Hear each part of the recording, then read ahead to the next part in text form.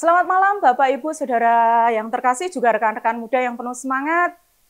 Kita bertemu kembali dalam Remas Renungan Malam Singkat Paroki Stella Maris Jepara, edisi hari ini, Kamis 1 Mei 2025. Hari ini bertepatan juga dengan Hari Buruh Internasional, juga di dalam penanggalan liturgi Gereja Katolik.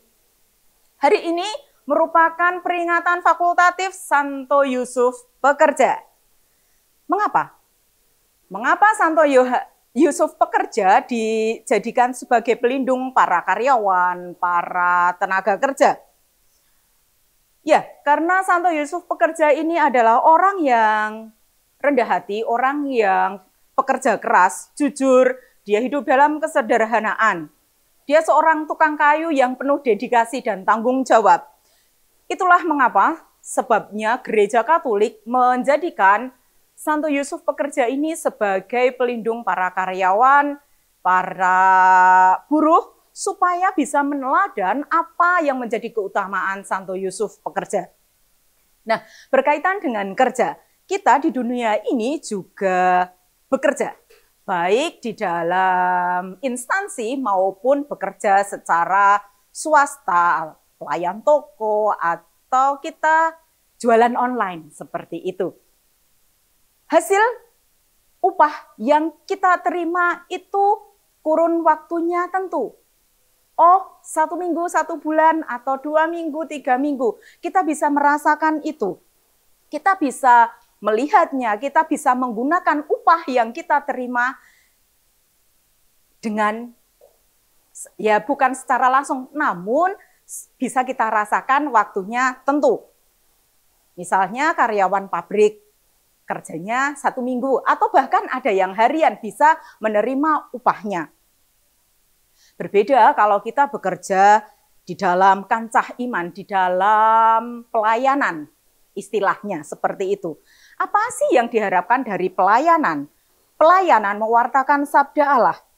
Orang menjadi percaya akan Yesus, dibaptis, masuk Katolik, atau perubahan sikap dan tingkah laku orang yang mendengarkan pewartaan dari kita?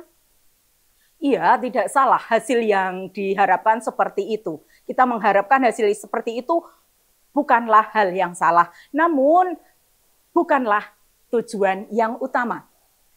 Upah kita yang utama adalah kehidupan kekal. Kehidupan kekal tidak bisa kita nikmati saat ini.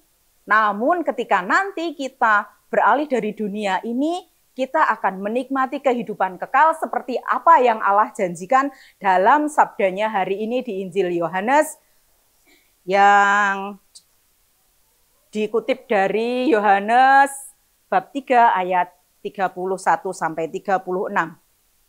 Sebagai utusan-utusan Allah yang mengabarkan kabar kegembiraan, mengabarkan sabda Allah, upah yang kita terima adalah kehidupan kekal. Kita tidak bisa melihatnya sekarang, namun kita mempercayai bahwa apa yang sudah Allah janjikan, kehidupan kekal itu akan kita terima kelak.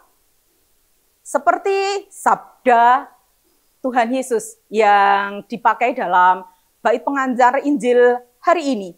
Berbahagialah mereka yang tidak melihat, namun percaya. Inilah iman percaya kita yang sesungguhnya. Kita tidak perlu melihat dulu, kita tidak perlu mengalami dulu kehidupan kekal ini agar kita bisa bekerja dengan baik, kita bisa mewartakan sabda Allah, kita bisa bertingkah laku dengan baik, dengan benar, bisa menggembirakan orang lain dan terutama menyenangkan hati Tuhan. Kita tidak seperti itu dulu. Namun kita mempercayai bahwa sabda Allah yang mengatakan kehidupan kekal itu sudah disediakan, kita harus percaya. Sikap, tekad, dan perilaku, tingkah laku kita harus mencerminkan apa yang Allah sabdakan sebagai buah pertobatan dari kita. Kehidupan kekal akan kita terima, kehidupan kekal itu sudah disiapkan oleh Allah, maka kita harus berlomba-lomba untuk memberikan karya kita yang terbaik. Kita melayani yang terbaik, kita memberikan seluruh kemampuan kita untuk melakukan pekerjaan Allah. Jangan sampai kita nanti mendapatkan murka Allah seperti sabda Tuhan hari ini. Yang tidak melakukan sabdanya akan memperoleh murkanya.